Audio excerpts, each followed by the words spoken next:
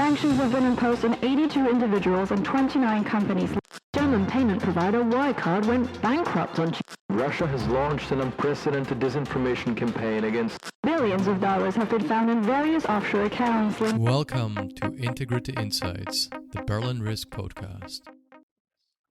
Hello, dear Integrity Insights listeners. It is with immense pleasure that I introduce today's episode. I sat down with Daniel Eriksson, who just stepped down as the CEO of Transparency International, one of the world's most renowned NGOs. Daniel spent over 6 years at the organizations, 4 years out of which he led the organization as the CEO. We actually recorded this conversation at the very end of January, so just before his mandate ended. This will probably be released after that. We discussed with Daniel the current state of corruption in the world, Transparency International's latest Corruption Perception Index, which will be published in just a couple of days, and many other topics. Daniel is a real expert on the subject of corruption, and I hope you will enjoy this conversation.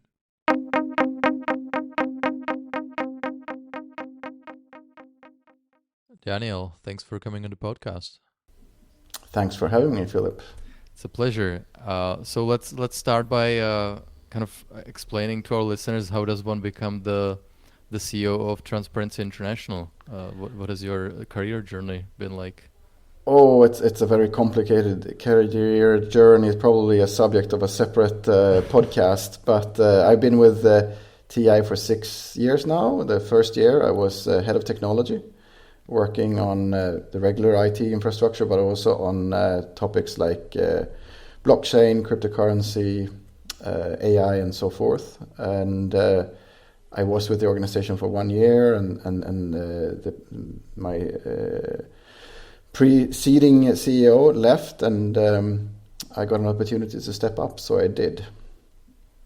And before you joined Transparency International, as far as I could see, you were mostly in technical roles and with international organizations, right?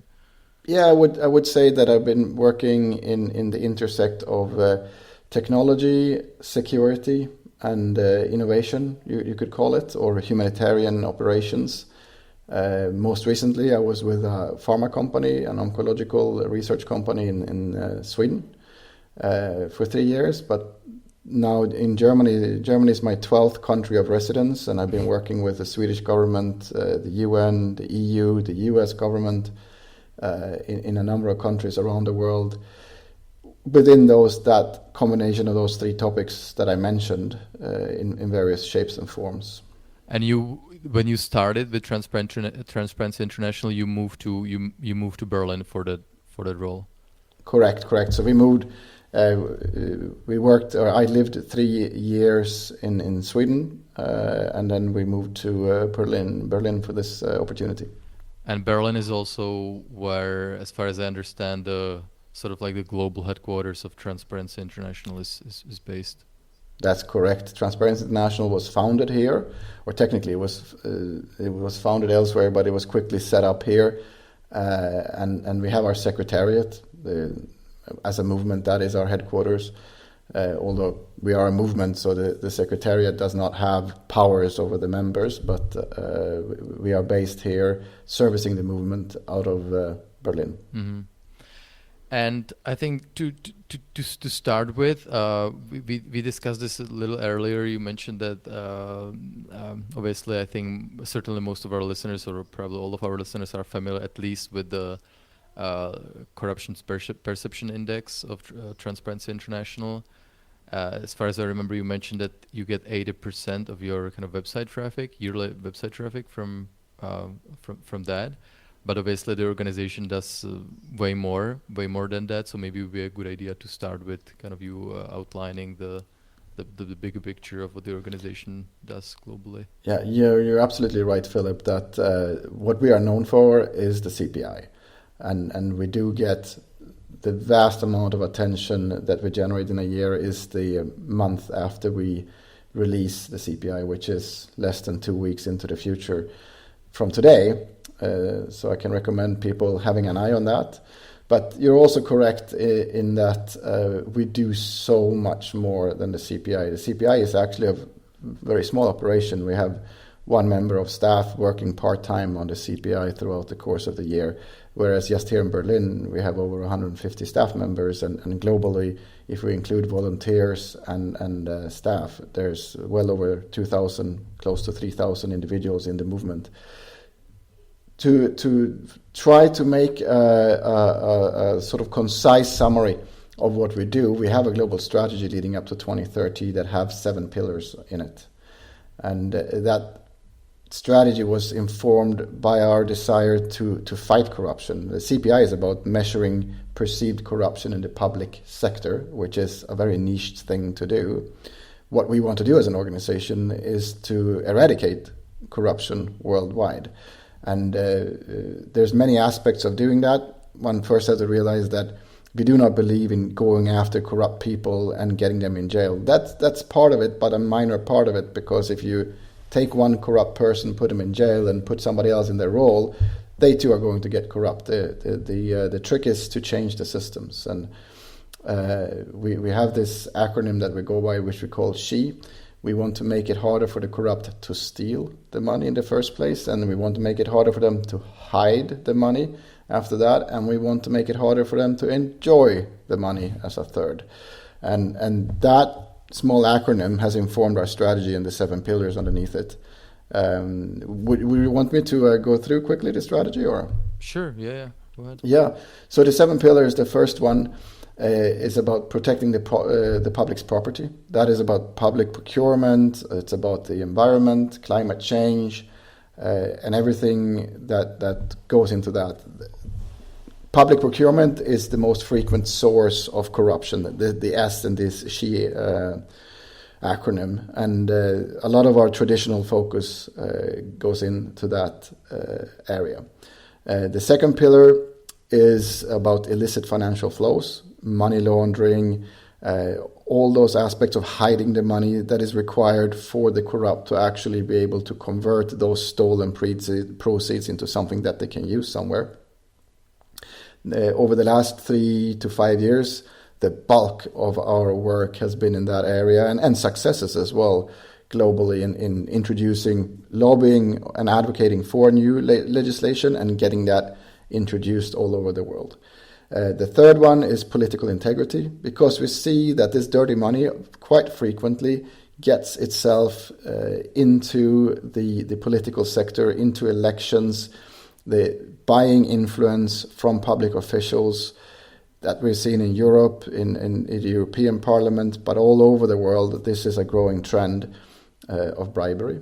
The fourth pillar is business integrity and ESG, environment, society, and governance, where we're trying to get big corporations around the world responsible, aware and responsible about corruption in their supply chains and in their operations. This has really taken off over the last 3 years, and we have a great deal of interest from corporations, where in the past we had to go around and knock doors. Now we actually get big corporations contacting our chapters in countries or ourselves to help them in their endeavor. The fifth pillar is about ending impunity.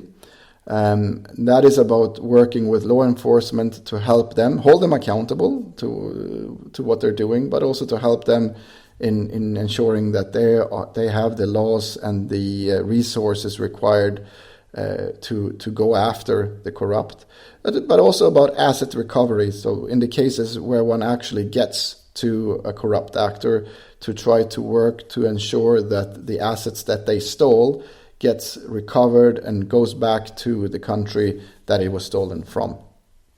Now, the last 2 pillars are new for this strategy and new for TI and something that we somewhat struggle with, but we're getting good at, unfortunately. And the sixth one is civic space, that we're working to ensure that there is space for us as an organization to advocate, that we can deal with our operations in countries where we are being shut down or where civic society organizations like ourselves are not wanted. And that is a really, really hot topic. In the last 3-4 years, we've had to close down more chapters and evacuate more staff than we've had to do in our 30 years of existence. And this is a trend that is rapidly increasing around the world, around the whole world. And then the last pillar is that when we do see that the civic space is disappearing, we cannot use our traditional means of operating, which is to advocate towards lawmakers and policymakers in government on why it's beneficial for them to fight corruption, because corruption often becomes a central part of government per se in many countries where we have democratic erosion and the rise of authoritarianism. In those cases, we've seen that it's much better to work with youth and with women to inform them what they can do, because frankly speaking, they don't take shit. They want to change and challenge the systems. They have nothing to benefit from corruption themselves, and they can be that engine for change when we see that the decision makers and the politicians no longer are. So those are the 7 areas where we work through our more than 115 offices around the world, day on, day in, day out, trying to make a difference. Wow, that's really fascinating. So way bigger than just the CPI. And what I found interesting, I would like to follow up with. You said that over the course of the last 3 or 4 years, more chapters have been closed than over the entire history of the organization. Has it been limited to some specific regions of the world, or where have you been seeing this and why? Oh, so far in Europe, it's only been Russia, if you count Russia to Europe. But we've seen strong trends in Asia, for instance. There's obvious ones like Myanmar and Afghanistan, where we're struggling. But there's others as well where the governments simply do not want us in place, where we're pushed out, like China. That's another example. And you mentioned that you partner with law enforcement, for example, or now increasingly with like private companies. Do you also partner with some other organizations? I think I saw somewhere on your website like organizations like journalist organizations such as OCCRP. Is that? Yeah, that is. I forgot to mention that under our 5th pillar, we work with investigative journalists, and where they work to uncover stories and uncover cases of corruption. Our interest there is to look at what they uncover and look at how can we take that information and translate that into effective advocacy. When they uncover a case of corruption, we can look at, and when we contribute where we can in their efforts to do so, we can look at that case and see, how did they achieve the she? How did they steal the money? How did they hide it? And how did they enjoy it?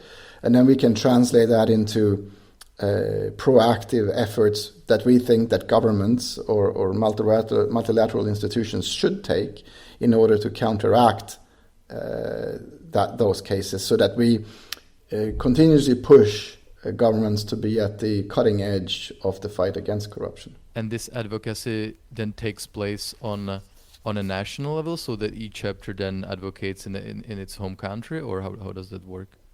It's national through the chapters, it's regional either through chapters or ourselves, and it's global through ourselves as a secretariat. So we try to do it in a coordinated fashion of all levels of society. And when we mentioned the CPI, which, as we said, it's not all you do, but it's an important part of your work, and it's always very interesting for organizations like ours. We are always really interested in the results and like see how the countries rank. Can we maybe just explain briefly how this works? Because it's already in the name that it's not corruption index. I don't know if there is even a way to measure corruption. You can obviously measure, I guess, on the perception, which is what you do. And how do you exactly go about measuring it? Yeah.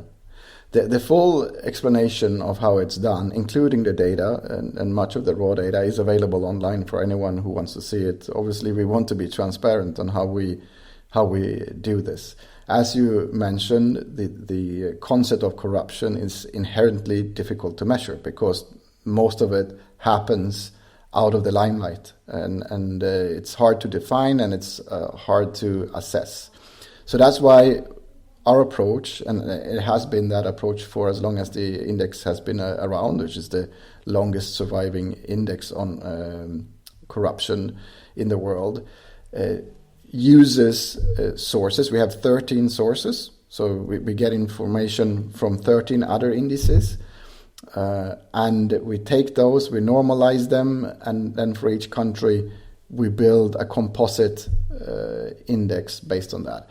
Those sources are chosen to focus in on public sector corruption, meaning in government, and it is intending to be an index of perceived corruption through those sources, because once again, hypothetically, how would you objectively measure corruption otherwise? So it is as close as one ever and as robust as one ever would get to a corruption index. We have research ongoing, and we continue to, together with allies, to try to find other ways of measuring it, because the index was developed almost 30 years ago now for a world that looked very different than it is today.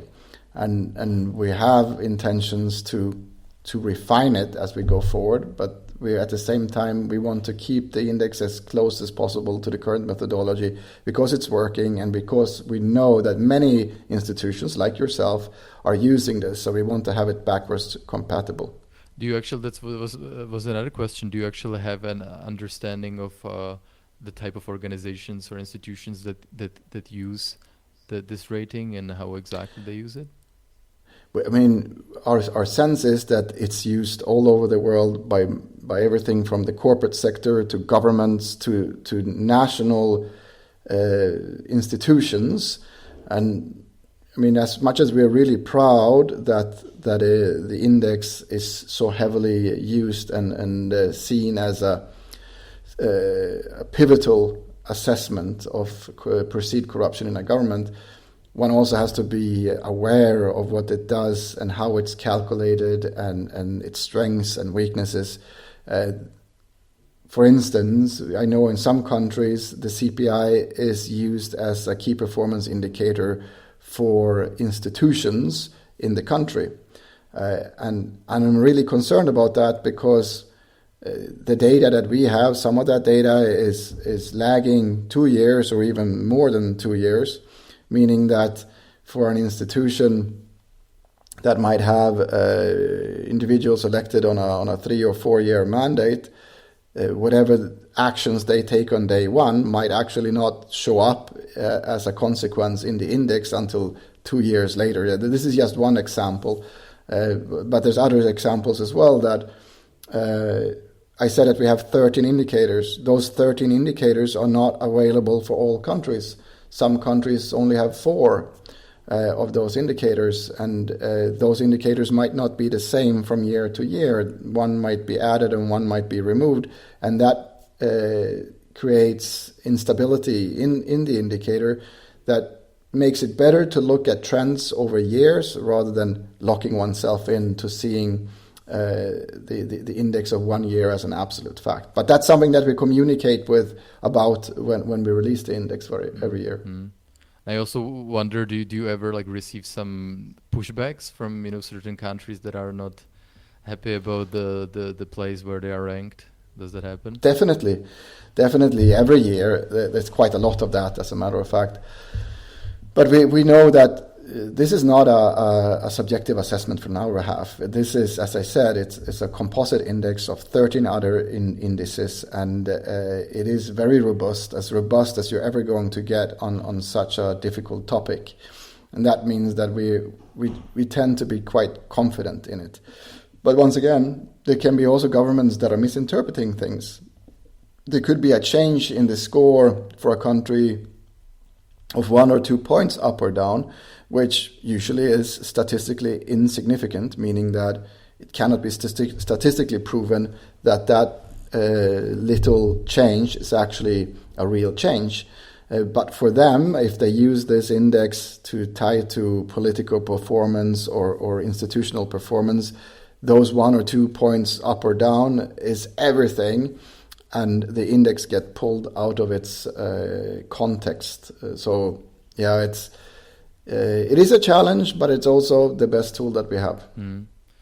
And do you have maybe like some examples of over the last the years that you've spent at Transparency International, some examples of countries that have done the most traveling, so to speak, in terms of going up or down in the rating? Yeah, I mean the top example in that class is Ukraine, and from having been on virtually almost at the bottom of the list in Europe, to have made huge progress, unheard of progress in the little time that we're talking about when it comes to the topic of fighting corruption, and having done so, as I said earlier on, by really changing systems rather than looking at changing individuals or something like that. This is truly building not only good systems, but innovative systems that are better than we see in most other countries, leapfrogging ahead of many other governments in the kind of approaches that they have in order to proactively fight corruption. And it's obviously very encouraging to see such a positive journey, but it's also frustrating that many governments in the global north don't take, and citizens for that sake as well, corruption as seriously as they should do. And that it requires a country like Ukraine having a knife against their jugular in order for them to realize we need to fight corruption or we will die. And to realize that fighting corruption is also defending democracy.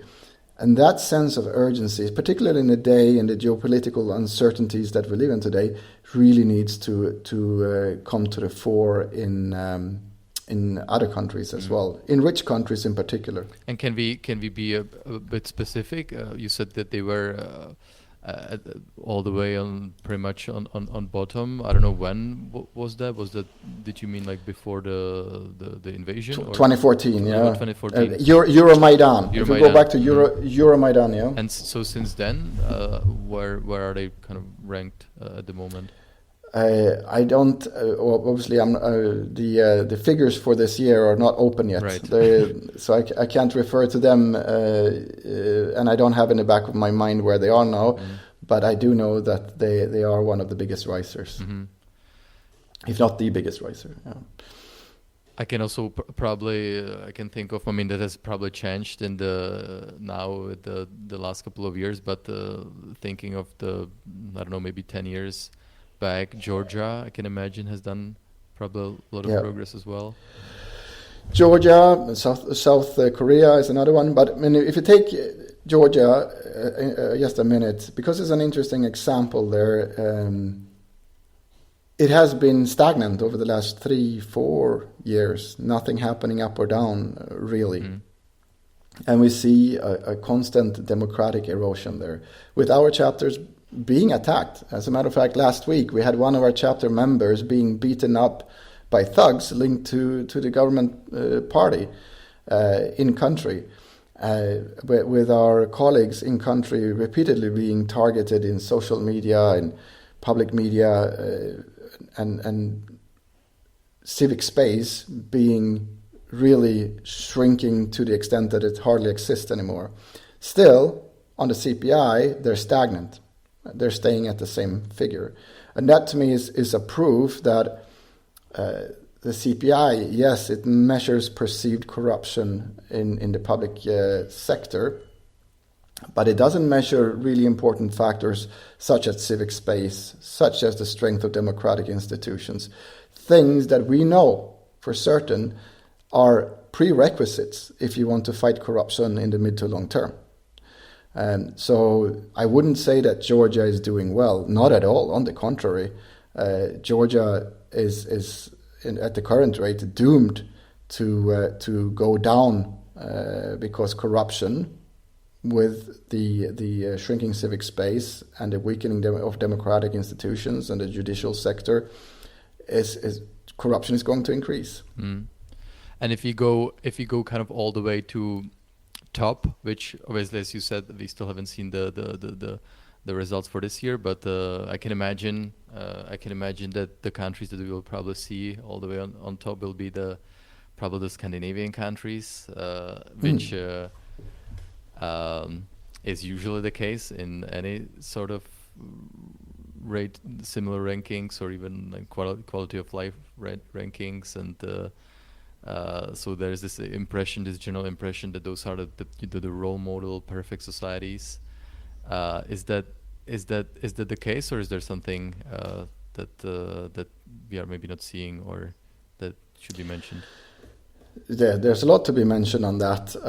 Once again, the CPI is measuring perceived corruption in the public sector. So, and I'm Swedish myself. I'm a Swedish national. So, have I ever had to pay a bribe to a policeman or to a teacher or to a doctor in order to receive services? Never, ever.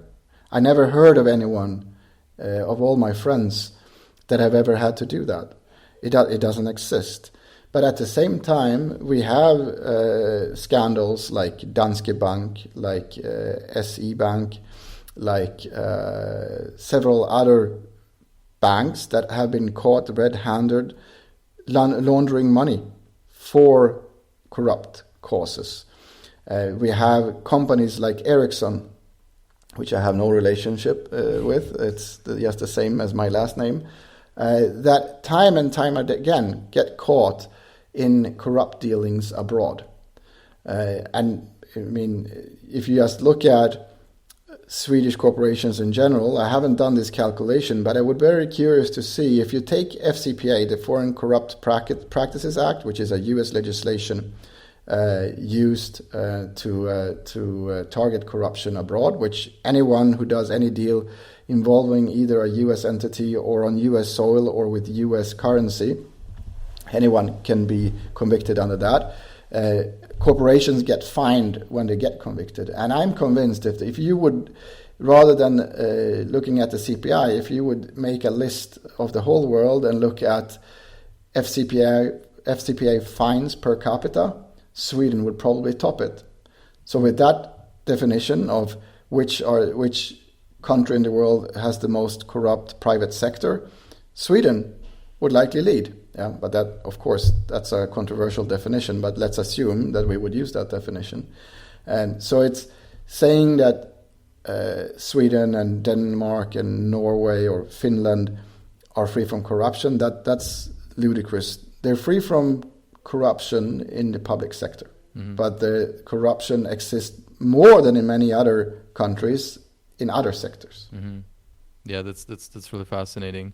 And just maybe just one last question. You mentioned the United States. I don't know if I have the most up-to-date information, but I think I saw that the US chapter was closed in 2016 or 17. Is that correct? And why did that happen?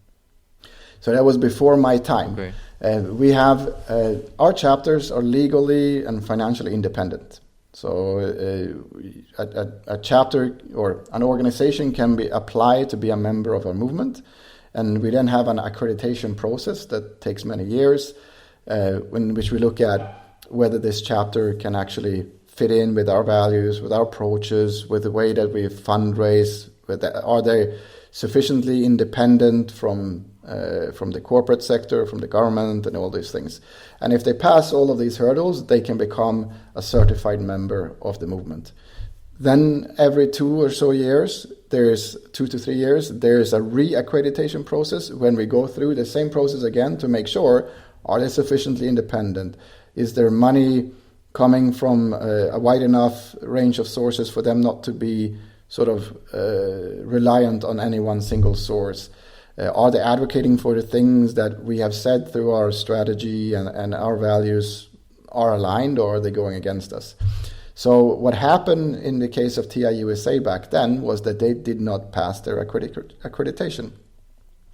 And if I remember correctly, one of the issues there was the lack of funding diversity, meaning that they become too reliant on the single sources of funding, which is an issue for us. But since a number of years back, we have a new chapter in USA, and they're doing really, really well.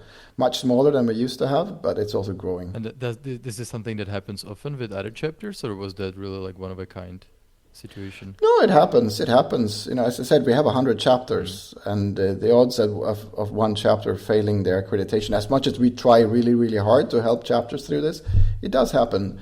We also have cases, increasing number of cases, where chapters get captured by the host governments, meaning that the government plays, without us knowing, individuals that are pro-government in the chapter, that rise in the management of the chapter and up to the boards of the chapter, and all of a sudden the chapter is more or less just an extended arm of the government. And when we detect that, we have to discredit, because obviously that's not the idea. Does it happen frequently? Maybe once every year or every 2 years that we have to discredit the chapter. I know that I said the last question before, but I just realized that actually I should ask you this as last question, since you are, as far as I know, your mandate ends at the end of January this year. I was just wondering, as maybe like the last words, how would you kind of when you I don't know, in a couple of years look back at your time at Transparency International, how will you remember that?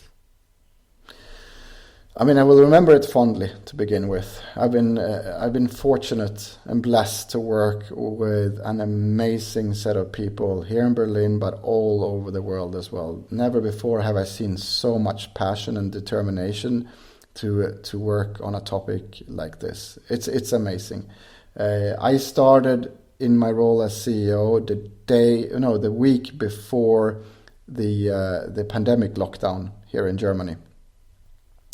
And the pandemic, followed by the Russian full invasion of Ukraine, and everything that came out of that in terms of the conflict in the Middle East, the changing political winds, has really set a central tone in all the work that I have done and that TI has done. Throughout all of that, I'm convinced that fighting corruption through increasing transparency and through better systems that are inherently stronger against the influence of corruption is critical for the survival of democracy worldwide. What I've said to my colleagues in the movement is that there's no doubt that we're winning battle after battle on national, regional, and global levels. At the same time, if you look at the overall war in the defense of democracy, there's no doubt that we are losing. That is clear. And we need to find new ways of working in order to ensure that the core elements of democracy stays in place, the democratic institutions, the integrity systems, the checks and balances of countries are in place, that there is transparency towards government in order for there to be trust that is required for true democracies to function. And on all of these areas right now, even though we do win our battles in getting new laws and new initiatives in place, the trend is going in the wrong direction. Well, on that note, Daniel, thank you very much for your time. I wish you all the best in your next role, and thank you for finding time for this. I really appreciate it. Thank you, Philip. Thank you for taking the time to talk to me. And I'd also like to end on a positive note, saying that all is not lost, but we need to have much stronger determination and energy and passion in the fight against corruption. And I encourage everyone who's listening, particularly youth, to see what they can do in volunteering on this topic, or just educating them on themselves on this topic. It is central for us to create a more positive future. So do what you can. Thank you. Fantastic. Thank you, Daniel. Thank you.